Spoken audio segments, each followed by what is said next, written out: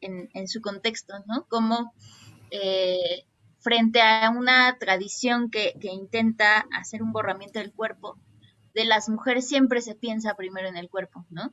Es decir, en esta cosa que se nos considera un poco en oposición, ¿no? Las mujeres somos quienes no somos hombres, ¿no?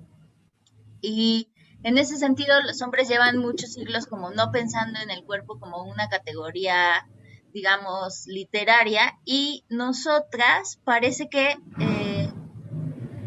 necesitamos considerar esa dimensión corporal para considerar también por qué nuestra literatura es una literatura considerada menor, que se lee menos importante, de temas chiquitos, ¿no? Y en ese sentido, a mí me parecía bien importante delimitar la relación de las categorías de opresión con lo literario, es decir, el libro este del que hablaba Gustavo es una especie de biografía económica de mi abuela, ¿no?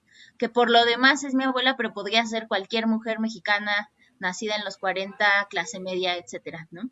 Y además intenté justo hacer ese borramiento de no pensar en mi abuela como individuo, sino como una especie de mujer genérica que me diera chance de justo pensar en cómo la relación con los procesos históricos, con los procesos económicos y con el tiempo, digamos, el acceso al tiempo libre, que es algo que estoy pensando mucho últimamente, cómo eso podía generar una capacidad para entender o una posibilidad de vislumbrar una relación con el mundo, ¿no? O sea, que de la vida de una mujer está delimitado por cosas que no son sus propias decisiones, que a mí me parece que al menos en esa investigación encontré que no sé, el 90%, ¿no? O sea, creo que casi todo está determinado por una serie de condiciones y nuestro margen de acción es más o menos, ¿no?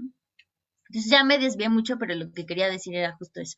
O sea, que me interesaba pensar en lo genérico y en como una mujer tipo para considerar cómo esa mujer podía o no acceder a ciertas cosas que después yo sí pude tener, ¿no? Que son formación, tiempo, no dedicarme, digamos, a los cuidados como ella sí lo hizo, etcétera.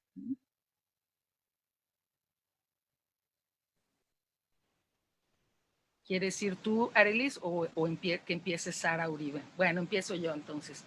Fíjate que me gusta mucho la pregunta que quedó planteada ahí para iniciar esta conversación, porque me puso a pensar justamente cómo fue mi paso de que yo venía escribiendo, o sea, antes de este libro, había escrito 2 libros antes, pues, sobre la violencia sobre los cuerpos. Justo ahorita que estabas hablando de pensar las corporalidades, venía hablando de esta violencia que se ha generado en México desde hace más de una década sobre con respecto a la violencia de esta guerra calderonista contra los cuerpos que podía manifestarse en forma ya sea de muerte, de asesinato o de ausencia o de desaparición forzada, ¿no? Entonces me costó mucho trabajo salirme del tema de la violencia, me quedé después escribiendo un par de libros más que ya nunca se publicaron, pero mi cabeza no podía dejar de pensar, mi cuerpo no podía dejar de pensar en el tema de las violencias, y entonces después vino un libro que para mí, de Abroche su cinturón mientras esté sentado, que tal como lo dice el título, para mí era un libro de viaje, como ir de un lugar a otro, y aún en ese libro estaba el tema del cuerpo, o sea, me seguí pensando el tema del cuerpo y el tema también pues la relación entre el cuerpo y los tránsitos, ¿no? Por la ciudad, en las geografías, cómo nos movemos, y quizá tuvo que ver porque yo misma migré de Tamaulipas, de donde había estado viviendo toda esta situación de violencia justamente sobre los propios cuerpos, y llego a la Ciudad de México y justamente empiezo a experimentar todas estas sensaciones corporales de cómo es vivir en una ciudad en la que yo ya no me sentía como bajo ese toque de queda que vivíamos en Tamaulipas, ¿no? Una ciudad donde yo podía andar a las 9, 10, tantas de la noche, y no como donde yo había estado viviendo la última década, que solo podía o solo salía hasta las 8 de la noche por temor a que después de ello ocurrieran un montón de cosas, que no me podía desplazar en los restaurantes porque había de pronto ejecuciones extraoficiales en restaurantes. Entonces yo creo que por eso me quedé pensando en esta idea de cómo se mueven los cuerpos en las ciudades, cómo viajan, pero sentía que no llegaba a ningún lugar y tampoco es que en este último lugar haya llegado a nada, llegué a más preguntas, en este último libro quiero decir, solo llegué a más preguntas, pero creo que en efecto ha sido un continuo estar pensando en el cuerpo, ¿no? Y fíjate que ahora, o fíjense que ahora que estoy justo en el doctorado y que estoy llevando una materia donde estamos viendo como la historia del pensamiento, de cómo se ha pensado el cuerpo, la verdad es que le echo la culpa a Descartes, ¿no? A esta visión cartesiana, que además yo estudié filosofía y por supuesto que entonces era pienso, luego existo. Y eso rigió mi escritura durante mucho tiempo, lo digo por ahí en un pequeño manifiestito que alguna vez escribí. O sea, como que yo nunca escribí con las rodillas, ni con los codos, ni con los hombros, ni con los dientes, y no fue sino hasta un taller que llevé en el 2000, me parece que 16, allá todavía estaba yo en Tamaulipas, que para Arelis es un estado, si no lo ubicas, es un estado que está bien pegadito a Estados Unidos, entonces tenemos esa desventaja, ¿no? El caso es que en este taller yo recuerdo que nos pusieron un ejercicio muy particular que era, nos pidieron que nos ubicáramos en el piso, que nos tiráramos en el piso todos los participantes, y ahí nos dijo Mónica Nepote, ahora escriban, ¿no? Entonces todos quisimos como levantarnos a tomar el lápiz, el cuaderno, y en realidad nos dijo, no, escriban con el cuerpo, ¿no? Y para mí esa creo que fue una experiencia muy decisiva de pensar las escrituras desde el cuerpo, y creo que en este último libro, que un poco era regresando también de este pequeño inicial desvío a esta pregunta que se nos planteó, pues creo que fue justo cuando empecé a pensar más el cuerpo, cuando empecé a sentir este cuerpo fuera de ese territorio de tanto miedo y con un poco más de, digamos, como libertad, quizá pensando un poco en ese ocio en el que se tiene cuando uno empieza a pensar en otras cosas, bueno, en esa como libertad de no estar como contenida con el miedo, empecé a pensar entonces o a darme cuenta y empecé a tener conversaciones con las más cercanas, con amigas muy queridas, entre otras, por supuesto, contigo, Yola, acerca de, pues de cómo este trabajo literario, dedicarnos a la escritura, ser trabajadoras del lenguaje, también está atravesado por violencias o por microviolencias sistémicas sobre el cuerpo. Y una de ellas es el tema de la precarización, ¿no? El otro día leía una pregunta que alguien hacía en un tuit, no recuerdo ahora el nombre, pero alguien se preguntaba cómo serían nuestros libros si los escribiéramos con tiempo, no estando desvelados, no corriendo, no bajo la precarización de todos estos otros trabajos que normalmente tenemos a un lado del trabajo de la escritura. Como el trabajo de la escritura no nos permite obtener un honorario o un sueldo o un salario suficiente como para solo vivir de eso a la mayoría o a muchas de nosotros, pues tenemos que completarlo con otro tipo de jornadas de trabajo. Y entonces, imagínense, además yo me quedo pensando, las que son madres, las que tienen hijos, además tienen esta otra jornada de trabajo de los cuidados, ¿no? Que igual cuidados todas proporcionamos. Y entonces creo que por ahí partió un poco el hilo de este libro, que justo se llama Un montón de escritura para nada, porque me puse a pensar como en todas estas violencias sistémicas de la precarización, pero también en pues en estos como micromachismos que también están presentes en el sistema literario, en la escena del sistema literario mexicano de entrada, y bueno, pues en todos los sistemas literarios y de representatividad. Y justo en aquel momento tuve acceso, porque es una amiguísima mía muy querida, a la investigación de una amiga muy querida sobre la representatividad literaria en estos géneros y en revistas y en editoriales, y entonces empezaron a aparecer los números, ¿no? Y a mí, que soy una persona como bastante como racional, como que le interesan todas las estadísticas, me pegó muy duro enterarme que digamos, la estadística casi siempre, y además no solo en México, sino en otros lados, porque ya socializándolo han aparecido ese tipo de datos y de respuestas, pues es un 70-30, ¿no? 80-20, ¿no? De representatividad masculina y femenina en las publicaciones, en las revistas, en las editoriales, y yo creo que era algo que ya estaba ahí desde hace mucho tiempo y que yo llegué tarde a darme cuenta. Yo creo que muchas otras ya se habían dado cuenta, es un tema que muchas otras ya quizá lo habían pensado, pero en este llegar tarde finalmente me alegra haber llegado a pensarlo, y creo que en el libro estoy un poco preguntándome por todo eso, por cómo estamos escribiendo las escritoras del siglo XXI en pues en este contexto, tanto de varias jornadas laborales, tanto de precarización, pero también en el que se tiene que de alguna manera trabajar o luchar o reclamar estos espacios para la participación femenina, ¿no? Y creo que ya es un tema que se ha comentado ampliamente, pero que finalmente se fue el germen de esta escritura, ¿no? Un poco solo esto para apuntar inicialmente. Gracias, Sara. Ya, voy yo. Bueno, hola, contenta también de estar acá. Y sobre cómo nació Quiltras, creo que eran pulsiones similares a las que nombran mis compañeras de panel, pero con algunas particularidades.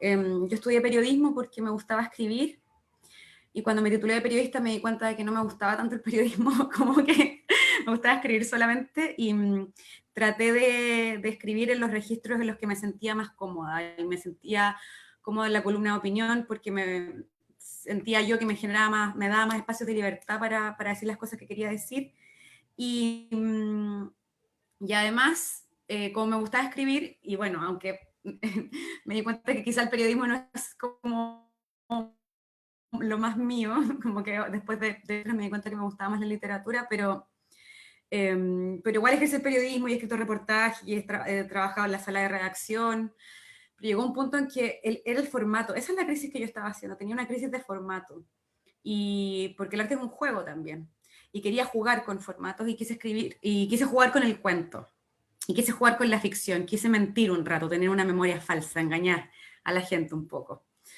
Y estaba eso tras de mí como un aspecto técnico, pero había otras pulsiones también conmigo. Y una de esas pulsiones tenía que ver con la clase, con que como amante de la literatura, sí, estudié periodismo porque me gustaba escribir, es porque eso está casado, está hermanado con leer, y me gustaba mucho leer también, y había hecho cierto paneo hasta ese momento, de la literatura chilena, como que, a la que era más fácil acceder, y era muy cuica, era muy fresa, era muy burguesa, era muy... O sea, me sorprendía leer libros con los que lograba enganchar, pero que transcurrían en casas muy grandes o transcurrían con casas con chimenea o piscina, cosas como eso que no eran como de mi universo de hija de clase trabajadora. Entonces, cuando me enamoré de la literatura, me empecé a hacer preguntas y empecé a hacer como unos gestos de rebeldía, como, ¿y qué pasa si escribo un libro donde las cosas pasen en este barrio? No en esos barrios de allá, no en los barrios cuicos, en estos barrios que yo conozco. ¿Y qué pasa si en el libro, además, un perro callejero o una quiltra callejera protagoniza un cuento? Empecé como a hacer unos, ¿y qué pasaría así? ¿Qué pasaría así? Pero también en ese tiempo entré a participar en esta organización que dijo Gustavo, el Observatorio contra el Acoso de Chile, que fue un grupo de profesionales feministas que promovimos la penalización del acoso sexual en espacios públicos.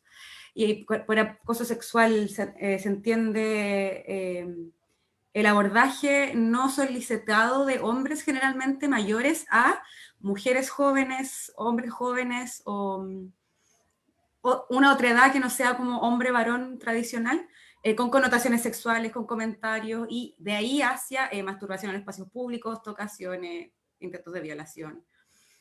Y bueno, trabajamos en eso. Y cuando entré a trabajar a esa organización, era un trabajo político voluntario, pero era trabajo igual, aunque no era pagado, empecé a descubrir la teoría y la práctica del feminismo con mis compañeras, y empecé a leer mucho porque ellas tenían una formación feminista teórica, como sociólogas muchas, como muy leída, muy letrada, y me colgué de sus cerebros y leí todo lo que pude con ellas. Y también vi en la práctica lo que es montar una organización política de mujeres, con uno o dos hombres, pero como una organización política de mujeres. Y cuando estuve en ese espacio también me empecé a cuestionar como el patriarcado a mi alrededor y el patriarcado que yo misma había reproducido. Por ejemplo, amaba la literatura, pero leía mucho más hombres que mujeres. Y dije, me pegué unos cachetazos a mí misma y dije, no, esta es una justicia que hay que reparar. Y empecé a leer a más mujeres y empecé a cuestionarme cosas del lenguaje, y me di cuenta también de que el español, por ejemplo, cuando pluraliza en masculino. Son como pequeñas cosas las que me empecé a revelar, como me revelé a que existiera solo una literatura cuica, me revelé a que existiera solo una literatura masculina, y quise que mi libro estuviera en plural, en femenino, en un mundo español donde cuando se pluraliza es en masculino. Y para lograr eso tenía que escribir un libro donde las mujeres tuviesen un rol predominante.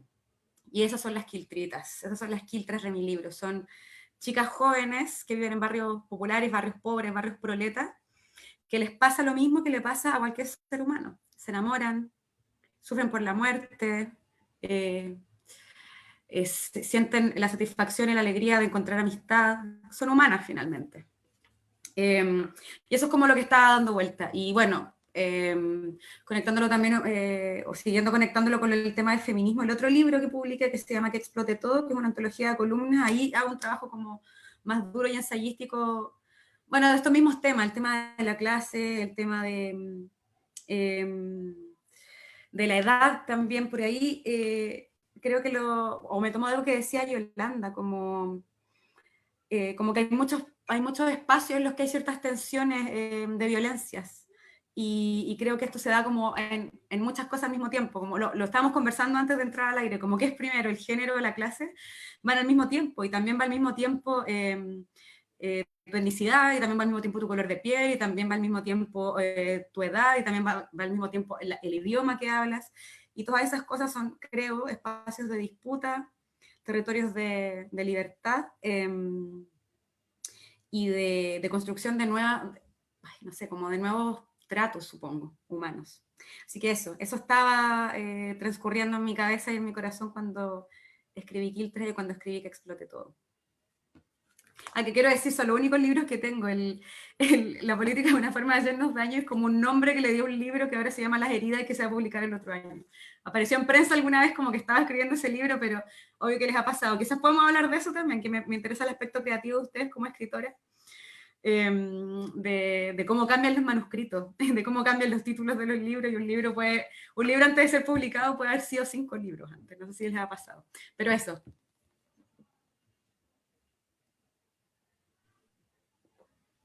Bueno, pues igual antes de seguir con la pregunta que tiene Sara, me gustaría justo empezar a hilar con con lo que pregunta Sarelis de cómo cambia un manuscrito, ¿no? Creo que de entrada de mi caso cambia un montón y se llama de una forma y luego se llama de otra, y al mismo tiempo cambiar el título es también cambiar el sentido de un libro completo, ¿no? Y eso lo conecto mucho con algo que dijiste del uso del lenguaje, que me hace pensar en la idea de generar una especie de sintaxis disruptiva, ¿no? Alguien hablando sobre Susana Tenon habla de la sintaxis de la demolición, ¿no? Que me parece súper chido concepto como para pensar en todo lo que el lenguaje trae consigo y cómo nos lo agenciamos sin dejar de tomar distancia sobre ese lenguaje, ¿no? Por mucho que creo que en el caso de las tres el español sea nuestra lengua materna, eh, esa lengua viene también dada como un código de lengua dominante que le ganó a otras lenguas y se impuso sobre otras lenguas, ¿no? Y, y en ese sentido, la cosa de hablar un lenguaje que, digamos, el lenguaje del opresor y al mismo tiempo nuestro propio lenguaje, y cómo escribiendo en español, porque es nuestra lengua materna, seguimos sustentando una hegemonía, pero al mismo tiempo, cómo podemos pensar las fisuras de esa lengua, ¿no? Cómo podemos intentar insertar discursos no hegemónicos y justo el hacer aparecer el cuerpo en la escritura a partir del lenguaje, ¿no? Ayer escuchaba yo una charla en la que estaban justo Alejandra Costamagna y Gabriela Cabezón, junto con Elma Correa y Fernanda Melchor, y Gabriela Cabezón hablaba de retorcer el lenguaje, ¿no? Y como que muy aunado a eso, Alejandra hablaba de la idea de que capaz este es un tiempo más de registro que de autoría, ¿no? Y creo que en el asunto de cómo escribimos y cuáles son los temas que nos interesan, creo que ahí está también esa pregunta por el registro, por la autoría, ¿no? Me parece mucho más evidente, a lo mejor en tu caso, Sara, porque es un tema que no solo se nota textualmente, sino que has abordado en términos críticos. Pero creo que también en esta cosa de qué pasa en el libro de Arelis si pones a personajes que no serían las que convencionalmente caben en la literatura que ya existe, ¿no? O sea, cómo llegas a habitar un sistema literario que no tiene espacio para ti o para tus preocupaciones, y en ese sentido creo que la disputa, además de la disputa de cierta claridad política y de cierto posicionamiento, es una disputa por la lengua, ¿no? Es una disputa por decir lo que queremos decir, o lo que desde nuestra trinchera, desde nuestra posición puede ser como algo que falta, ¿no? O sea, un discurso que no encontramos, que creo que eso sí que nos puede poner en común, ¿no? O sea, ¿qué faltaba en lo que conocíamos que nosotras vimos y que a lo mejor era muy difícil eh, lograr poner en las palabras que ya conocíamos? No sé, eh, por ahí, eso pensaba. Y yo me quedo pensando de esto que estás diciendo ahora, Yolanda, y de lo que decía Arelis, que también, o sea, en algún momento tuve ese mismo momento de reflexión acerca de que de cuántos autores más había leído en toda mi vida, ¿no? Que a lo largo de mi vida había sido una lectora mayoritariamente de literatura escrita por hombres, ¿no? Y cuando llegué a esa reflexión, que además fue por una anécdota muy curiosa, pero esta investigadora Claudia Castañeda, de las que les hablaba hace rato, un día fuimos a una librería y abrió una revista, una de las revistas publicadas por el Estado, y había de como una serie de 30 y tantos autores, solo había una autora, ¿no? Entonces fue como muy claro. Y dijo, pero a ver, veamos otra revista más, ¿no? Y el caso era el mismo, y veamos otra revista más y era el mismo. De ahí surge su tesis, y de ahí empieza esta conversación que hemos traído hasta ahora entre varias. Y entonces no solo es también pensar que cuántas autoras he leído, sino cuántas autoras refiero en mi trabajo. O sea, de cuántas autoras doy cuenta, no solo, por ejemplo, en el tema de lo creativo, sino también en mi caso, que estoy ahí en lo híbrido con lo académico. Ahora yo ya no puedo escribir un texto, ni siquiera para una tarea de fin de semestre, sin revisar la bibliografía. Y es decir, pero es que tales y tales son los autores del tema, pues tiene que haber una autora que también hable de este tema y que yo pueda incluir, ¿no? Entonces se vuelve un poco una tarea también de la escritura que tiene que ver con esto que sea Yolanda, yo creo que es también como acuerpar en el lenguaje los cuerpos, las cuerpos y las cuerpas de otras, ¿no? Y creo que, por ejemplo, en este ejercicio que yo hice en un montón de escritura para nada, un poco por lo que decías de alterar la sintaxis o de romper la sintaxis, en mi caso también para mí era muy importante cuando lo empecé a trabajar, y en esto retomando también lo que decía Arelis de cómo van cambiando los libros, cuando lo empecé a trabajar, pues lo trabajé en un Word, ¿no? Y entonces yo estaba con toda la intención de que si iba a hablar de la precarización de las escritoras del siglo XXI, pues tenía que hablar de otras precarizaciones y de otras preguntas que se habían hecho otras, que venían desde antes caminando con nosotras, que ya se habían preguntado y que sin ellas, y aquí retomo el tema de la autoría, Yolanda, que sin ellas, o sea, mi autoría no existiría. Es decir, he estado como pensando mucho en estos temas de las autorías plurales, ¿no? Es decir, que lo que escribimos, lo escribimos pero con otras que nos han antecedido en conversaciones, en escrituras, y que tendrían que estar de ahí de manera no solo como un epígrafe, sino ahí al lado, casi que quisiera poner su nombre ahí. Entonces, cuando llegó la hora de maquetar el libro me pareció genial que quien estuvo a cargo del diseño en Dharma, tuviera como esta capacidad de poder trasladar esos comentarios que en Word estaban al lado, literalmente a la página del libro.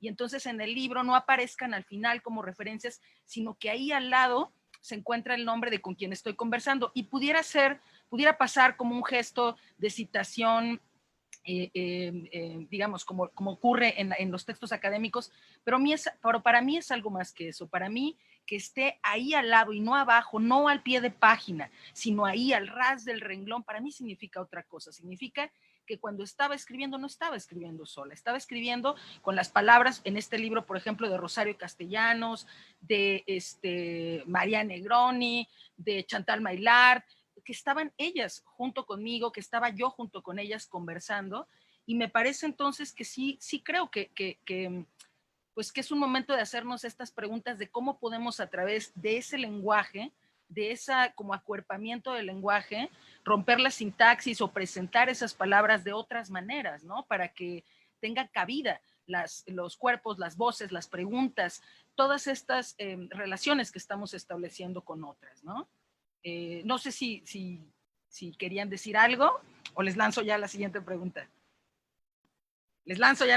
Bueno, yo me quedé pensando en torno a esto justamente, sobre todo pensando en todas estas lecturas que estuve haciendo sobre cómo se ha vivido a lo largo del tiempo el trabajo de escritura en otras, digo, desde ya la bien sabida Virginia Woolf y la habitación propia, pues también me quedé pensando cuáles son esas condiciones materiales que acompañan la escritura, o sea, ¿cómo harían ustedes un desglose de esas materialidades, por ejemplo, de la relación entre horas de trabajo que les toma escribir esos libros de los que hablamos?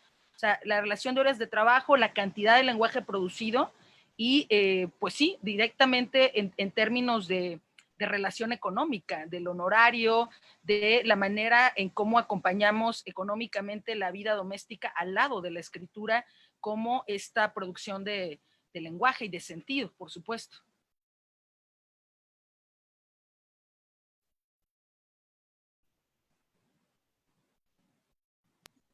Vas, Arelis, te toca. Uribe. Sí, estaba pensando en lo que decían. Pero Yolanda habló del tiempo y de los cuidados, y en eso estaba pensando, en cómo finalmente producir es destinar tiempo a la producción. Eso es producir, es como, este es el tiempo que no estoy dedicando, no sé, ni para alimentarme, ni para dar un paseo, ni para dormir, es el tiempo en el que tengo que producir en los códigos o con las herramientas que hemos ido adquiriendo como escritoras, pues, con la literatura, producir literatura.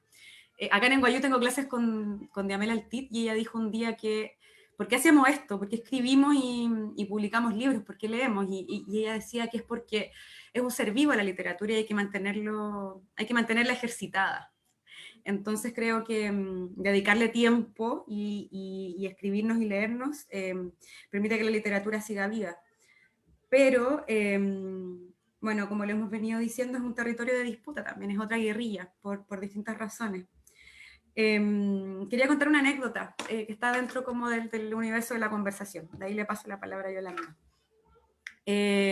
A mí también me pasó que me empecé a encontrar como bueno, dicen que te pones los anteojos violeta y después como que solo puedes ver el mundo con perspectiva de género, como que después te salta todo, es como, no sé, como descubrir cualquier cosa nueva, después la ves en todos lados. Y me acuerdo haber visto un video de una tesis hecha video, el video que explicaba la tesis, ahí lo dije bien, de una investigadora que estudió pedagogía del lenguaje, es decir, es la profesora encargada de enseñar español y de encantar con la literatura a las jovencitas y a los jovencitos escolares en Chile. Y ella hizo su tesis acerca de los programas de lectura que da el Ministerio de Educación en Chile. Y empezó a mirar qué libros se da a leer en los colegios. Y se dio cuenta de que el 80% eran hombres. De nuevo, los porcentajes son súper parecidos. Y entonces ella hizo una investigación, y su investigación fue en el fondo golpearle la puerta a las personas que habían creado los programas, preguntándoles cuál era el criterio para el criterio de elección de los autores. Y no sé, le dieron 10 criterios, por decir algo. Y ella se dio cuenta, empezó a buscar mujeres publicadas en Chile que compartieran el criterio de selección del Ministerio de Educación, y encontró 70 mujeres. Encontró bueno, Chile es un país chiquitito, 70 autoras es bastante. En el fondo, en los programas, no sé, aparece Gabriela Mistral o un par de mujeres más, pero no aparecen más, y esta investigadora, profesora de lenguaje, se puso a recabar otras mujeres que cumplen con el perfil de publicables dentro del programa del Ministerio de Educación de Chile, pero que no son incluidas. ¿Por qué? Porque existe un ejercicio de invisibilización y porque finalmente lo que mantiene el orden es seguir el ritmo, seguir el flujo sin cuestionar el flujo. Entonces, cuando llega la hora de hacer una recomendación de libros, vienen como los que están en la palestra, los que son hegemonía, que tienden a ser masculinos en todo ámbito. O sea, cuando pensamos en la filosofía también, cuando pensamos en la psicología también, y creo que es importante, como decía Sara, el acuerparnos, y yo hago consciente el ejercicio de no leer solo autores hombres, como también hago el ejercicio de no leer solo autoras que sean blancas, como también hago el ejercicio de no solo leer como literatura de Occidente, y como hago el ejercicio ahora, por ejemplo, que estoy, bueno, que ahí se las devuelvo, no sé qué pueden decir de esto, pero también estoy aprendiendo mapudungún, que es la lengua nativa, viva, del pueblo mapuche en el sur de Chile, que es un pueblo indígena. Y con todo esto que hablamos acerca de que el español también es la lengua del orden, viviendo acá en Estados Unidos y aprendiendo inglés, pero siendo mestiza de piel morena y con ancestros indígenas, me he preguntado mucho por qué solo hablo lenguas europeas. ¿Por qué solo hablo lenguas europeas si estoy en este territorio? Como ¿qué colonización es esa? Y es la más íntima porque es el lenguaje, es mi voz, es mi palabra, es muy duro. Entonces, eso quería poner sobre la mesa, Yolanda. Ahora sí que me puede repetir la pregunta, no. Me voy a quedar un poquito pensando en todas estas cosas que dices, Arelis. No sé qué tanto sí, qué tanto no, porque ya sabes, como que te empiezas a desviar a la mitad de lo que escuchas. Em, pero pensaba en justo este tema de, de hacer conscientes los ejercicios y luego pensar también en los planes de estudio, que además es algo que también, no sé, habla Joana Ross cuando habla de cómo acabar con la escritura de las mujeres y habla de las condiciones que hacen que los trabajos escritos por mujeres sean leídos menos o sean considerados menos o simplemente no pasen a la tradición, ¿no? Y eso lo conecto como con algunas ideas de Remedios Zafra, pensando, bueno, primero dice una cosa que por lo demás no es una idea de Remedios Zafra, de que el gusto está mediado socialmente, ¿no? El gusto, las preferencias, qué cosa se considera válido en términos, en el caso que nos atañe de la literatura, ¿no? Qué cosa merece trascender en el tiempo, etcétera. Pero luego lo conecta con una cosa bien interesante que tiene que ver con las posibilidades de acceso y de cómo la afición tampoco es una cosa, digamos, fuera de esta serie de condiciones económicas y materiales, ¿no? Ella dice que justo en el asunto del trabajo considerado intelectual, muchas veces lo que sucede es que ese trabajo intelectual o artístico pasa porque desde que eras niña te interesaban ciertas cosas, ¿no? Es decir, una niña a la que le gusta mucho pintar es muy probable que después se convierta en artista y etcétera, pero que ahí es donde se asienta como una de las primeras grandes desigualdades sociales que tiene que ver con que no es lo mismo ser una niña a la que le gusta pintar y que te llevan a todas las tiendas de dibujo para que compres tus materiales, o una niña a la que no le gusta, más bien a la que le gusta pintar, pero su mamá le dice que se ponga a hacer algo productivo, ¿no?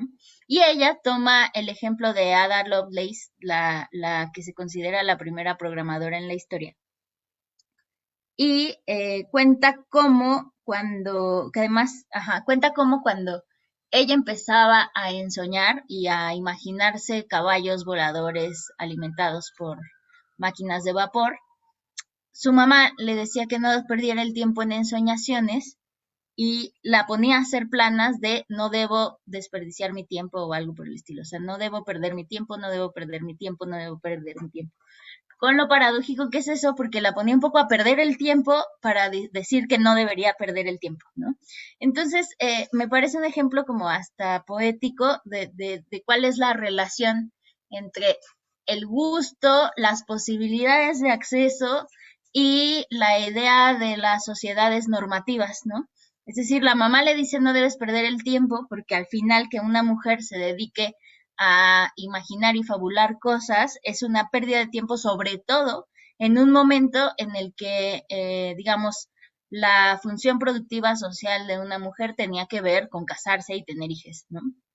Entonces, pero que hay al mismo tiempo un cuidado de la mamá que le procuraba formación en álgebra, geometría, etcétera, para que no perdiera el tiempo, ¿no?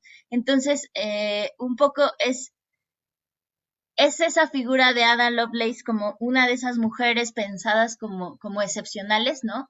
Excepcionales si lo pensamos en el devenir histórico de considerar que solo ella estaba haciendo esas cosas, cuando en realidad justo lo que dice Remedios Zafra es que era muy común en la época de Ada Lovelace que las mujeres estudiaran y que las mujeres tuvieran una formación, pero no para que se convirtieran ni en artistas, ni en científicas, ni en escritoras, sino para que fueran buenas esposas con las que sus maridos no se aburrieran, ¿no?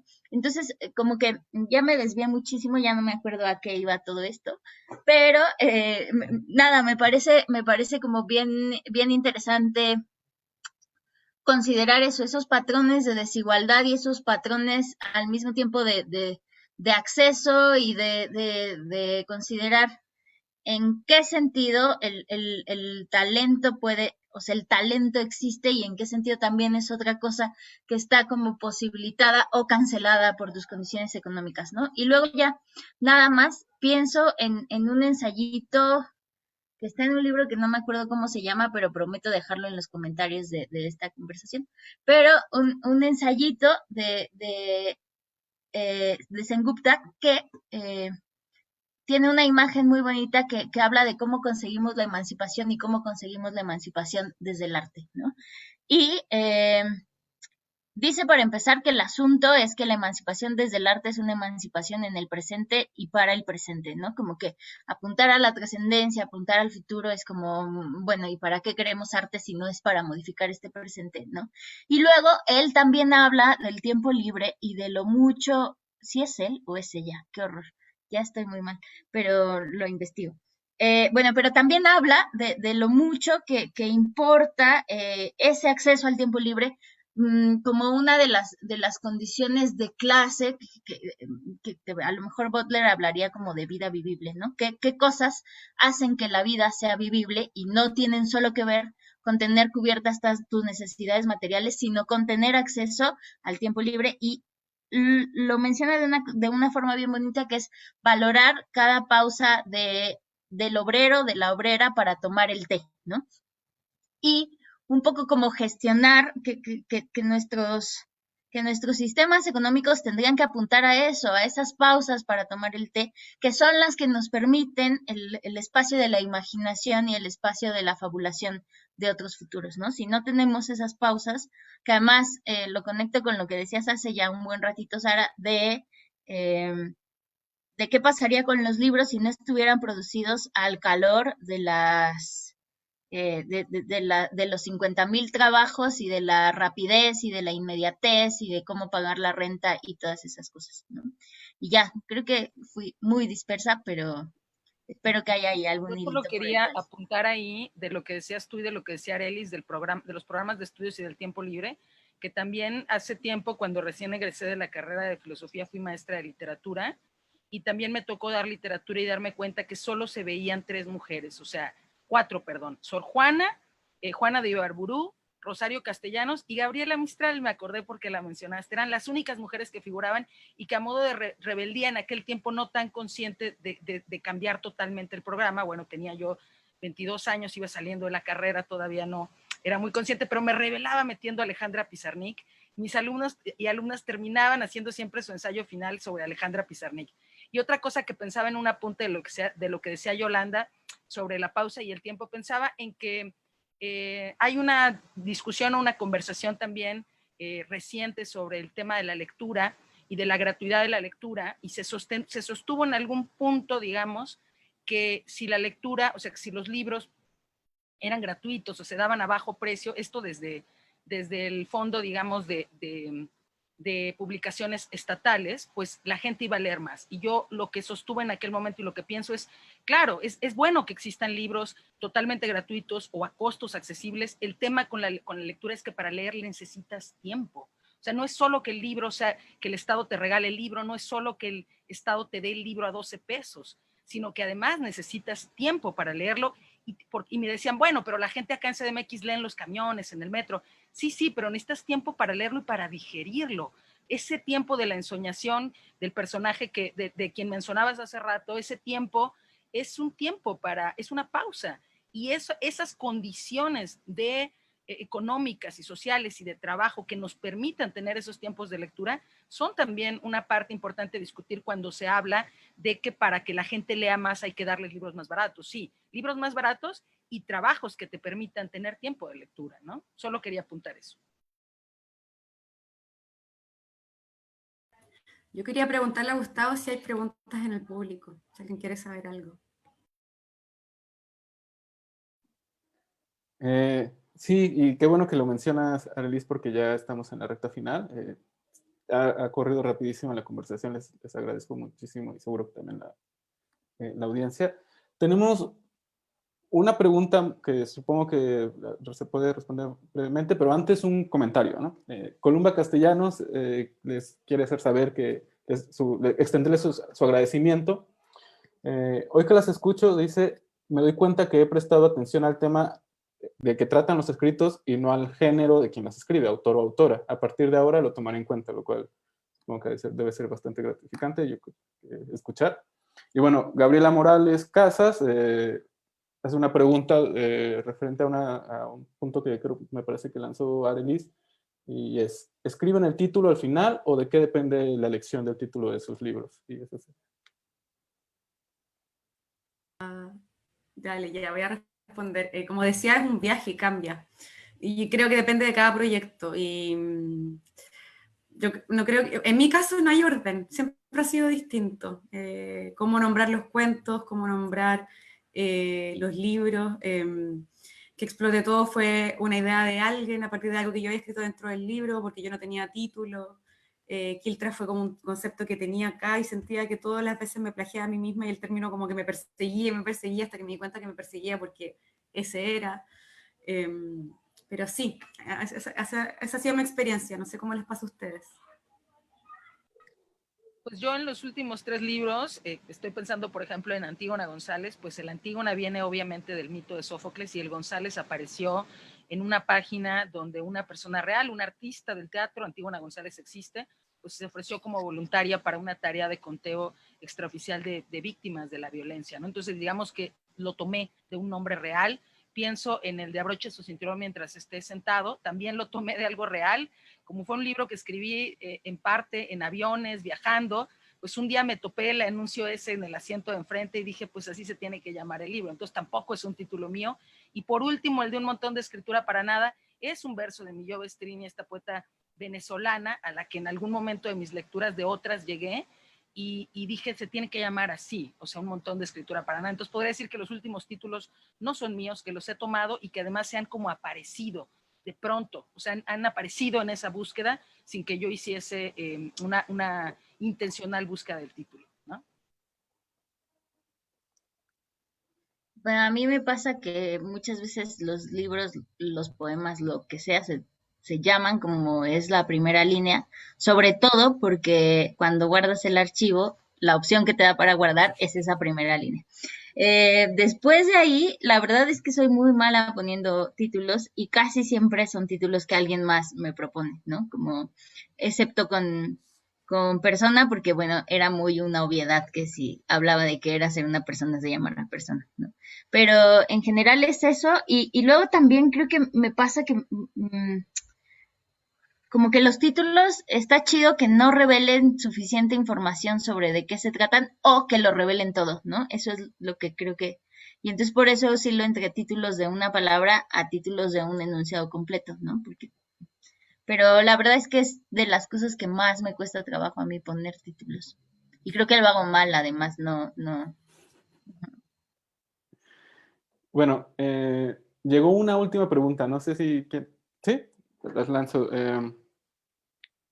Bueno, Andrew Mago, supongo que es un seudónimo, les pregunta, ¿qué opinan del papel de los docentes dentro de la literatura? ¿No? Supongo, o es que dice los maestros, entonces está la idea de el maestro, ¿no? Como autor, pero yo supongo que se refiere a los docentes en clases de literatura. ¿Quién Yo quería contar una anécdota de que un taller que di el año pasado en Irapuato me hizo muy feliz porque uno de los participantes, que fue un maestro de primaria, y era un taller de poesía. Entonces me dio mucho gusto ver que este profesor de primaria de educación pública, cuando yo pregunté por qué estaban en el taller, lo que comentó es que él tenía que enseñar poesía a sus alumnos, ¿no? Y él no sabía qué era la poesía ni la entendía. Entonces, que estaba ahí para poder aprender, entender y disfrutar de la poesía y poder comunicarles ese gozo a sus alumnos, ¿no? Entonces, a mí, de verdad, que haber tenido a ese profesor que además estaba muy entusiastamente participando con los ejercicios, me hizo pensar, pues, justamente en la posibilidad y en la necesidad de que a los profesores, de que a quienes hemos estado frente a las aulas, pues tengamos un contacto, tengamos una posibilidad también de ese tiempo para leer, para poder que ellos mismos, los profesores, puedan disfrutar de la literatura, de modo que más que comunicar los conocimientos, porque yo creo que muchas veces lo que se transmite a los alumnos, al menos en mi propia experiencia cuando después yo fui profesora, más allá de que ellos recordaran los nombres de los autores, las fechas de cuando nacieron, todo eso que me hacían preguntarles en los exámenes, creo que una gran cosa que se puede transmitir es el entusiasmo por la lectura, que alguien te contagia en anécdotas, en su pasión a la hora de explicar. Y entonces creo que eso es algo bien importante a la hora de compartir con otros, sobre todo en materias escolares. Yo recuerdo mucho a una maestra justamente de la primaria, no recuerdo su nombre, pero recuerdo que nos contaba las historias en la primaria y nos dejaba a la mitad de las historias y nos decía, si quieren saber el final, busquen la página tal del libro. Y esa era su táctica para hacernos leer.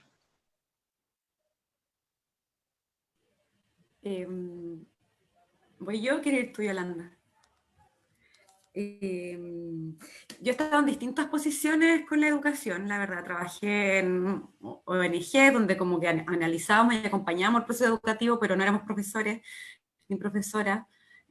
Fui profesora universitaria, he dado talleres, y a la vez, como autora, me han invitado mucho a colegio, y creo que de esa experiencia me gustaría hablar. Hay muchos profesores de lenguaje, profesoras de lenguaje, que me siguen en Instagram y me dicen como, oye, en mi curso están leyendo tu libro, y como que me piden que les mande saludos a sus estudiantes, o me invitan al colegio. Y hay un programa, de hecho, cuando estuve en Guadalajara también estuve en algo así, que es como que llevan a escritores a escuela para que hable con estudiantes. Y a mí me gusta mucho, mucho esa experiencia, porque generalmente termino dando taller sin querer, porque se genera esta dinámica en que los estudiantes como que leyeron el libro, se conectan mucho con Quiltros, porque mi escritura es sencilla y es como habla de cosas que le pasan a los jóvenes, como las primeras experiencias sexuales, qué sé yo. Y se ven entusiastas y siempre les pido que escriban algo, cortito que sea, y lo comparten y lo hacen. Entonces, bueno, esos son los distintos espacios en los que los he visto, pero siento yo a los profesores y profesoras de lenguaje como amantes de la literatura, cuyo rol es transmitir como esta pasión por las letras, por la palabra, como el vibrar con la belleza de una frase. Y yo creo que eso puede transmitirse, se puede aprender y se puede adquirir, pero también creo que, por ahí lo decía Yolanda de alguna forma, el deseo es construido, y a la vez tampoco creo que sea como la única forma de vibrar con el lenguaje, como existe el rap, por ejemplo, y eso es poesía pura, que son otras formas de acceder a la palabra y al canto y a la belleza. Sí, eso, Yolanda. Ay, pues yo creo que quizá más que en cualquier otro momento de la historia de la humanidad, lo que vemos todos los días es el fracaso del sistema educativo, ¿no? En el sentido de niños sentadas frente a una computadora adquiriendo conocimientos que por lo demás les resultan absolutamente irrelevantes, ¿no?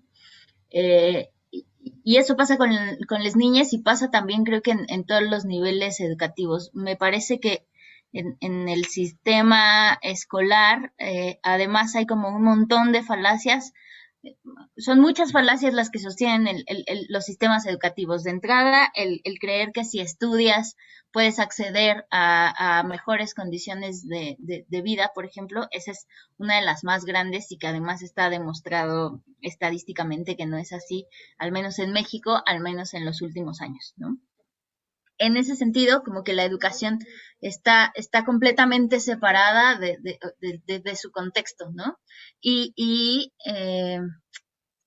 por eso creo que el papel de los docentes es como muy fundamental, no solo por esto que ustedes están contando de cómo se puede transmitir la curiosidad y el amor por la literatura, como se puede transmitir por las matemáticas o por lo que sea, no solo por eso, sino por la conciencia, creo que es muy necesaria de las y los docentes, como en algún sentido detentores del poder, ¿no? O sea, en las y los docentes se encarna el poder en muchos sentidos, el poder de la disciplina y el poder del conocimiento, que son por lo demás dos de los más como importantes o evidentes, ¿no? Y creo que por un lado está muy cabrón la forma en que las y los profesores se han rifado durante, por ejemplo, este contexto pandémico, ¿no? Yo no puedo sino admirarles. Y al mismo tiempo, creo que ese rifarse tiene que estar como muy de la mano de la conciencia de no seguir sustentando los sistemas hegemónicos a partir del conocimiento, ¿no? De no seguir sustentando esto que decían hace rato de las currículas, ¿no? De cuántos hombres, cuántas mujeres, de qué tono de piel, de qué nacionalidad, de qué lengua, etcétera, se leen. Y eso hablando en el caso de materias muy específicas como literatura y en carreras como la carrera de letras misma, ¿no? Entonces, creo que el asunto es como pienso mucho en esa definición de Foucault de la crítica, que es como una resistencia a no ser gobernades de la forma en que somos gobernades, no por ellos, no de esa manera, no así. Es un poco de eso lo que dice Foucault. Y creo que si la docencia no viene acompañada de un sentido crítico, está muy cabrón que la docencia en sí misma pueda ser como un agente de cambio. Entonces, creo que un poco lo que quiero resaltar es esa ambigüedad, ¿no? De por un lado, el enorme sacrificio, porque además sabemos las condiciones de remuneración que tienen las y los profesores de todos los niveles educativos, creo que en toda América Latina, y si no, en todo el mundo, no lo sé, ¿no? Pero por un lado, esas condiciones súper precarias, y por el otro lado, el reconocimiento de que es ahí, es en la escuela donde se establece el fundamento de muchas cosas, ¿no? Y mientras no tengamos esa claridad, es bien difícil empezar a generar eso, el pensamiento crítico, ¿no? El pensamiento crítico que nos puede ayudar a salir del hoyo, como no sé, pero en esta idea de construcción colectiva, ¿no? Y ya, eso. Bueno, pues el tiempo se ha acabado. Por hoy ya terminaron las actividades de la FILO. Les agradecemos muchísimo de nuevo Sara, Arelis, Yola, a quienes nos sintonizaron, a las lectoras y lectores, y les recordamos que los libros de las tres están disponibles en el marketplace de la FILO. Es bastante importante que se compren y que las lean. Y bueno, todos en editoriales independientes. Y en las transmisiones debe aparecer el link directo para comprar los libros. Entonces, bueno, muchas gracias. Sigan sintonizando la FILO. Les quedan otros 8 días y hay muy buenas actividades. Y insisto, gracias a las participantes. Un abrazo y les debemos un estel por acá. Sí, nos lo deben. Nos lo súper deben. Muchas gracias, Uribes. Muchas gracias, Gustavo. Y gracias a todos por escucharnos. Sí, Muchos gracias abrazos. igual. Nos queda pendiente seguir conversando con un mezcalito algún día Ya presencialmente sé, por es allá. lo que seguiría. ¿Cierto? Pero Esperemos bueno, que el año que entra. así Chile o acá. nos volveremos a encontrar. Que estén bien, gracias. Así es. Abrazos. Bye.